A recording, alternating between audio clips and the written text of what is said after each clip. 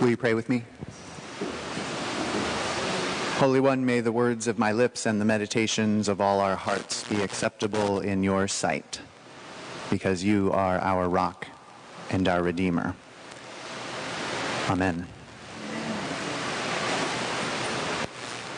If you go to Jerusalem, to the western wall there, what some people call the Wailing Wall, and stand there and look at those giant blocks of stone and look at the droves of people who come in devotion to that place. And if you go up on the Temple Mount and see the Al-Aqsa Mosque that's there, or if you look in the back of a Bible at home or look up online what the Jewish temple that used to stand in that spot looked like, you will be awed.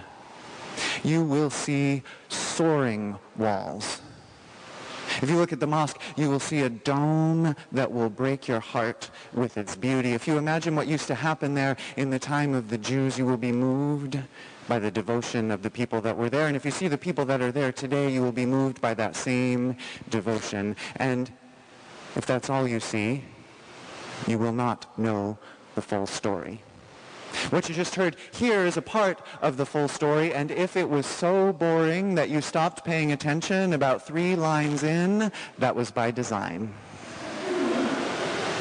You look at these grand buildings and feel your heart leap into your throat when you see them, but what you don't see is all the stuff that it took to get them done. You look at this floor and you see how beautiful it is, and you can see the skill and the craftsmanship and the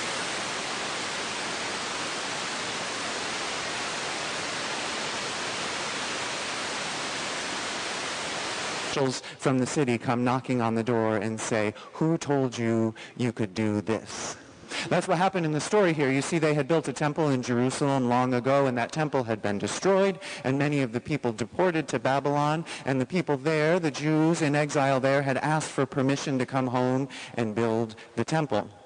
And the then king, Cyrus, said, "Sure, you can do that." And so they came back. Arius come bustling up and say, "Who told you you could do this?" And it doesn't actually say that they said this, but they might have said, "This is an archaeological site. Have you done a site study before you started building? Do you know if there's asbestos under there? Can you prove to us that there are no hazardous materials? And by the way, do you have insurance for what you're doing today?" Some things never change. And so they sent off a message to the king and said, "Hey, the previous king said that we could do this. Can you prove to us that we do have a permit for this building?" And so the last thing that you heard today was they sent someone into the basement of City Hall, into the royal archives, to look for the permit that had been issued. And if you go and read further on in the story, you will find out that they do indeed find that permit in the basement, get permission to keep building, and that they do until the temple is complete. But the point here is that what you see in the finished product is less than half the story. And that's the first of 5 things I want to tell you about this floor today that I hope you'll keep in mind as you walk on it, sit on it, look at it, react to it, and hopefully delight in it. What you see in front of you is never the whole story. And no matter how full of devotion you are, no matter how much you want your project to glorify God and to help the people meet God, you will always have to deal with people. Your mind may be in heaven, but your feet and your emails and your hands and your meetings will have to be in City Hall if you want to get anything done, even in a church. That's how it is this side of heaven. And that's what it took for some of you to get this done. That's the first thing. The second thing I want to tell you about is expansion joints. I learned about this as they were putting this in. If you look at the floor here, the grout between most of the bricks and tiles, but every once in a while there's a sort of jig-jagging up there. Partway up the aisle, you'll see that it looks darker, the grout in between. There's 2 lines back there, one in front of Terry and one in front of Frank in the back.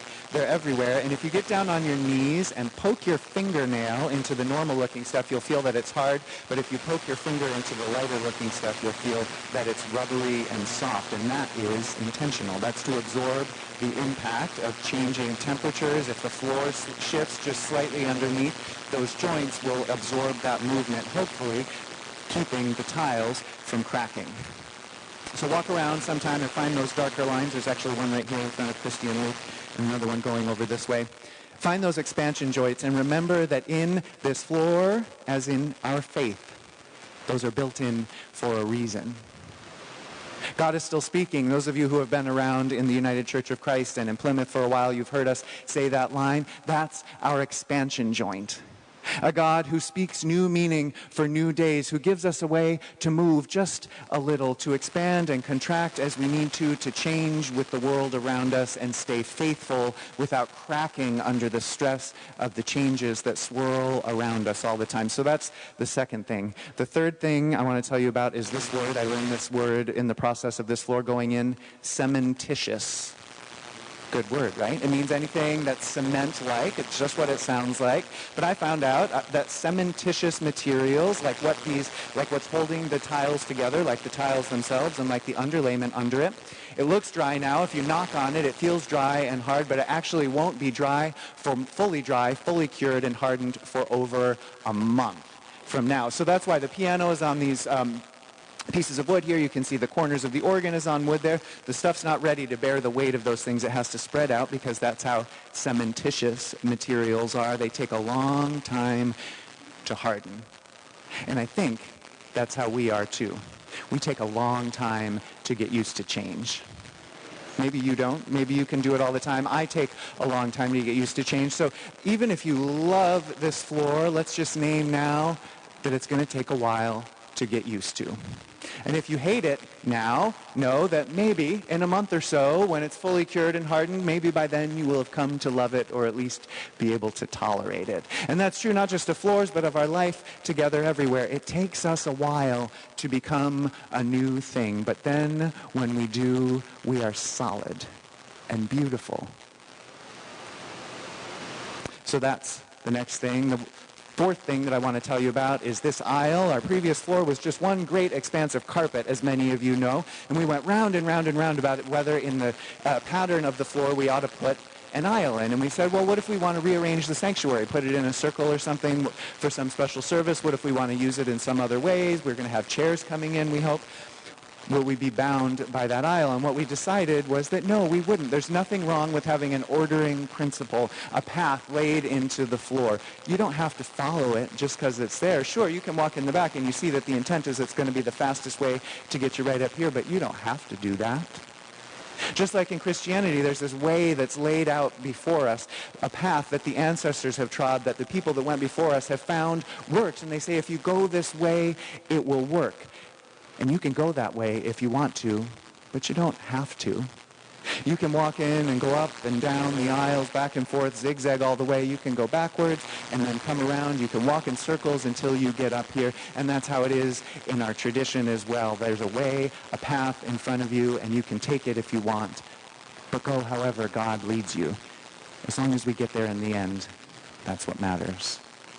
And the last thing, maybe the most important thing I want you to remember about this floor that is this. As you walk on it and as you sit on it right now, you are being held up by the words of your predecessors. Many of you remember that a few weeks ago when the subfloor was ready, we came in here with markers and covered this place with blessings and prayers and thanksgiving. We were down on our knees, scribbling from wall to wall. Those who couldn't get down there got people to do it for them. There are names under this floor that the world will forget, but not the members of this church. There are prayers under this floor that nobody but God knows that will vibrate under your feet and bless you where you sit. And that too is like our tradition. The words of the ancestors hold us up. We're on them all the time. We're standing on them. They are our rock and our might. And whether or not we know they're there, they are holding us up. Some of you wrote those blessings and thanksgivings, recorded names of those who have gone before on the floor, and I encourage you to not forget where they are. Every once in a while, go stand there or get down on your knees and rub that place and remember what you did and who went before us. And even though your grandchildren will have no idea what's under there, trust that it will still be doing its work. Will you pray with me?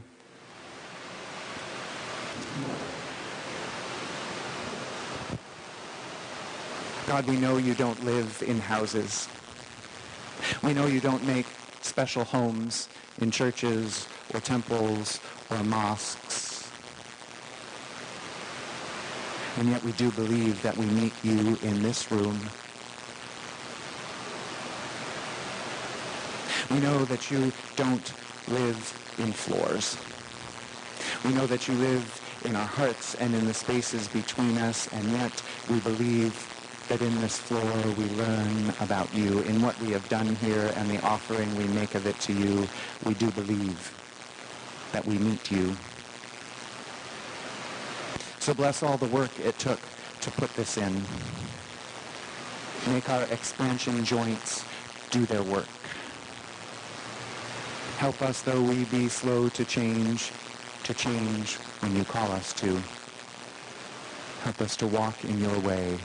And, oh God, let us not forget the prayers and the blessings of those who have gone before.